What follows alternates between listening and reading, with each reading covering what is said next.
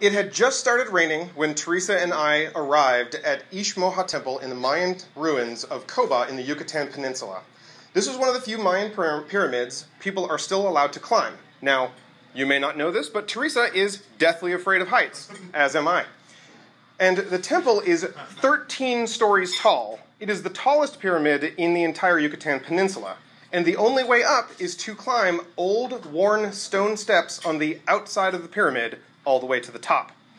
And then the downpour starts. It's not just raining, it is pouring. And it's now cascading water down the side of those old, worn steps in a small river. There's no time in our travel schedule to come back tomorrow. She can pass and stay on the ground, or she can face her fear of heights and climb 13 stories up the outside of a pyramid as a river of water gushes over the worn steps. She looks at me, she takes a deep breath and says, "Let's do it." This is courage. This is Theresa. This was the kind of courage it took when Theresa decided to leave her steady paycheck in the middle of the Great Recession in 2010 to pursue her dream of being a full-time educational consultant and private tutor. Education isn't a job for her, it is a calling to help people.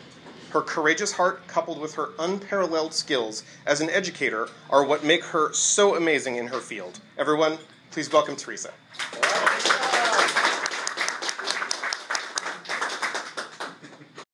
Well, hey everyone. Thanks for being here. Whew, as Kenny said, I quit a very stable job at the height of the Great Recession because I wanted to help more people. I've been an entrepreneur all my life, a volunteer, and a student helper all my life, but a very new entrepreneur. As many of you have learned, it wasn't until my baby sister was about to graduate high school that I started tutoring professionally. I had decided to pay for my sister's college education, and I started tutoring as a second job to pay for her Chapman University education, $24,000 a year. Thank you very much. And I ended up loving working with students. I love the way the students' faces light up when they finally get it. And I love the way a student's self-esteem grows when he or she understands the schoolwork. And I love the way a student starts thinking about a better future because college had never been an option before. I'm passionate about helping students and see a better future for themselves. This is what I'll be speaking about today. How I've shown students that college is a possibility and how to handle an interest that isn't mainstream. I currently have a high school senior with whom I've been working since she was in the 10th grade. So this is our third year together. We started working together because she failed her math and English classes in her 9th grade year. She didn't think she would be able to graduate high school, let alone go to college. Now we are currently working on her applications to 4 Cal State schools, and we're figuring out if a private school is suitable for her needs. She currently wants to be a therapist, but has said that lately she has been thinking about owning her own business and tells me she dreams that one day she'll be a modern dance and hip-hop teacher with her own studio. I've never heard her so excited talking about her future before. Getting excited about education is something I want everyone to feel. I've also told the story of one of my students who asked about a college she was interested in, and how she was bummed that her family didn't understand why she wanted to go to college. After I talked with her, she said, "I'm so excited to apply here now. When I talked to my family about it, they just shrugged their shoulders and said, whatever." Now, after talking with you, I'm really excited about the different things I can do at this college. This student is the first in her family to go to a 4-year school. She was accepted to over 10 schools. What makes me even more proud of these young ladies is that they are or were in the foster care system. The statistics are against them. Fewer than 1 in 3 foster kids graduates high school, and fewer than 1 in 10 ever try college, even a trade school. These 2 ladies are great examples of the educational consulting work that I do. Aside from improving organizational skills, time management skills, and test-taking skills, I run prep workshops for the SAT, ACT, and AP exams. I help everyone be more efficient and successful. However, the biggest part of educational consulting is college planning. This includes career counseling, finding the right college program, applying to college, and finding money for college. Figuring out which school to go to is an in-depth process that is more than just having good grades or good SAT scores. That's a lot of schools. But what about the students whose parents don't think their kids' interests are going to make money? What about the students who seriously want to play video games for the rest of their lives? There are those. I see 2 every year, at least. Let me tell you, encourage them in the direction of their dreams. As parents, you may want them to become doctors or lawyers, and there's nothing wrong with that. However, if those fields are not where the students' interests lie, they're just going to end up unhappy. When my brother was in about 7th or 8th grade, the same age as quite a few of my students, he declared that he wanted to play video games for the rest of his life. My parents laughed, just as you did, at that silly claim. Because how can anyone make money doing that? Like, who even does that? Visions of my brother living in the basement forever, jobless, haunted my parents, even though he didn't have a basement. What do you major in to play video games? Right? Do you know? Well, that's where I come in. As an educational consultant, I help students find the academic major that matches what they want to do. Often that also includes getting the parents and the student on the same page, regardless of which direction that talk needs to go. But really, is there a major to play video games for the rest of your life? Well, my brother ended up majoring in computer science, with emphases in programming and graphic design. Absolutely perfect, it turns out. He is now a game designer at Obsidian Entertainment, having turned out such games as South Park, The Stick of Truth. On that game, he wrote the actual computer code for various scenes of the game, like Kenny, what he does for apps. But what if you're not a computer nerd like my brother or Kenny? Well, if you like stories or English class, you can major in creative writing.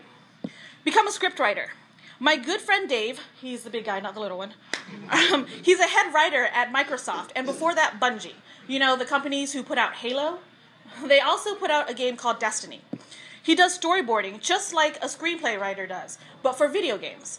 Role-playing games or first-person shooter games such as Halo and Destiny have complicated storylines that are written by people who major in creative writing. But what if you're not even left-brained enough to write stories? What about a student who just wants to draw? Well, where do you think all that amazing artwork comes from? The characters and the landscapes actually are drawn by people who majored in art design and graphic design. One of my current students, a girl in 11th grade, draws beautiful anime characters. She had never thought she could make it a career, but now we're putting together her portfolio so that she can apply to art schools in addition to regular schools such as Cal State Fullerton to major in graphic design as Stanton did. These three majors are vastly different, but let me tell you, my brother and my good friend, they both play video games as part of their research. I even have a friend who does the quality assurance testing, or QA testing, for video games, so he literally plays video games for a living. Like, he worked on BioShock Infinite. Not only do these three get pre-releases of games to test, but also their companies put on gaming competitions that last all weekend. They also get paid to go to Comic-Con type expos, like my brother right there. Can you believe that? It's crazy. So don't despair when the middle schoolers and high schoolers in your life say they just want to play video games. If that's what they want to do, there's a job for them in the industry, and I can help them get there. If they want to do something else, I can help them get there too. But now, how can you help me help students? I'm looking for frustrated parents who don't know what to do about little Johnny being interested in something that won't make money. Or whether Kim wants to be an artist or be a musician or play video games. Maybe you're one of those parents. Maybe you're an aunt or an uncle or a friend. For this, here's what you can keep an ear out for. My kid wants to do something that won't make money. I argue with my kids about what to do with their lives. Or I don't know how to help my kid apply to college. If you hear any of those, a good conversation starter would be, are you frustrated with helping your kids figure out their path? What kind of strategies have you tried to help them prepare for college? These questions can highlight the lack of information and direction a parent has about the path to college. Just as with my examples about the majors related to video games, parents often don't know what majors can be used to get into what fields.